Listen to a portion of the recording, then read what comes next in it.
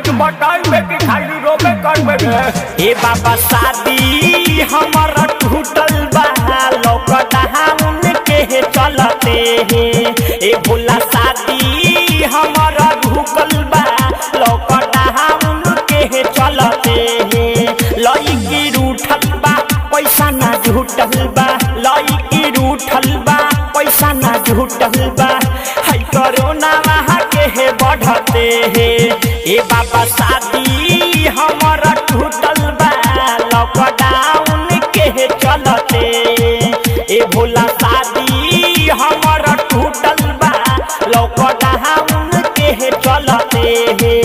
लईकी रूठल बा पैसा ना झूठल बा हो लईकी रूठल बा पैसा ना झूठल बा है कोरोना वहाँ के बढ़ते ए भोला शादी हमारा टूटल बा लॉकडाउन के चलते। आगे हमें रोए का चिंता करे का का बात बा। अरे भोले बाबा का कृपा म्यूजिक स्टूडियो अखिल बाजार। खिला की किस्मत यही साल में हमसे रूठल बा हाजा के पंडित के पता रहा कहीं छूटल बा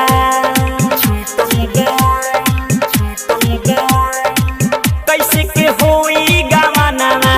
करम फूटल बा किस्मत फूटल बा करम फूटल बा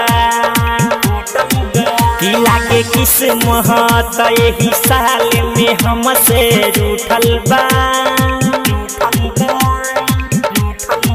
हाजा के पंडित के पता रहा कहीं छूटल बा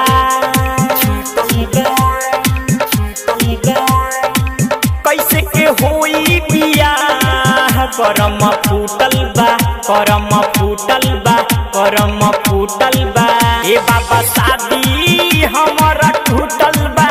लॉकडाउन के चलते।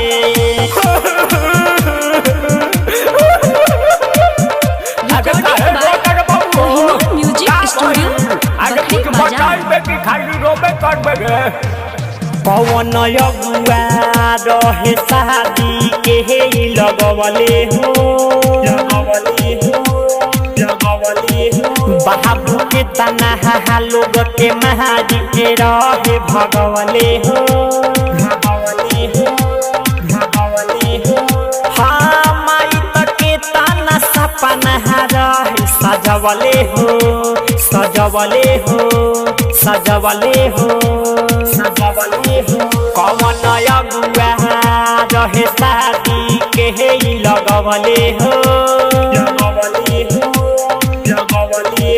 बाबू के तना लोग के महारी के रहे भगवले हो हाँ माई तो कितना सपना रहे सजवले हो रहे सजवले हो रहे सजवले हो सोनू और नीरज दिल पयनिल आनंद चक्कर में ना पड़ते